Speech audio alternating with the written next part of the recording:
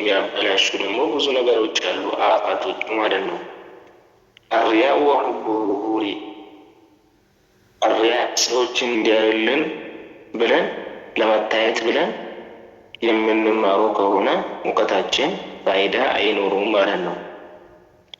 አልጅዳሉ ወልሚራ ከሰዎች ጋር ለመከራከርም ብለን የምንማር ከሆነ ፋይዳ የለውም። አያቸርን ትክክል አይወደድም። በእስልምና ከሰዎች ጋር ለመከራከርም ብለን የምንማረው ይሄ ማለት ደግሞ ችግር በመጣ ቁጥር ዝም በሉ ማለት አይደለም። አስፈላጊ ከሆነ ክርክር አለ፣ ግን ዝም ብሎ በየቦታው አስፈላጊ በሆነበት ቦታ ላይ መከራከር ጥሩ አይደለም። በእስልምና ልክ አይደለም ማለት ነው። አልኪብር አለናስ በሰዎች ላይ የምትኮራበት ከሆነ እውቀቱ ፋይዳ አይኖሩም። ተረኩል አመል ቢልዕልም በተማርነው ነገርም የማንሰራ ከሆነ እውቀታችን ፋይዳ የለውም።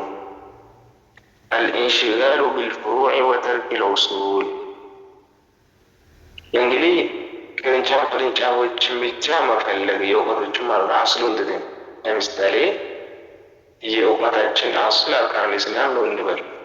ያን ሳንማር ወደ ሌላ ነገር ለማለፍ መጨነቅ፣ የያዝነውን ነገር በስርዓት ሳናውቅ ብዙ እውቀቶችን እንሰበስባለን ብለን የተለያዩ መጽሐፎችን ማንበብ፣ አንዱ መጽሐፍ ሳይገባን ወደ ሌላ መጽሐፍ ማለፍ፣ ይሄ ትክክለኛ እውቀት እንዳንይዝ የሚያደርጉን ነገራቶች ናቸው።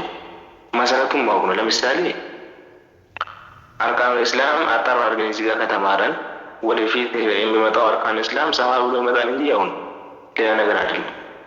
ለምሳሌ አርካኑል ሰላት አለ። የሰላት አርካን 14 ነው፣ አይለወጥም።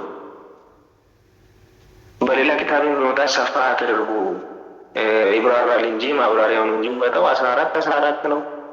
ዋጅቡ 9 ነው፣ አይለወጥም። አያችሁ አይደል?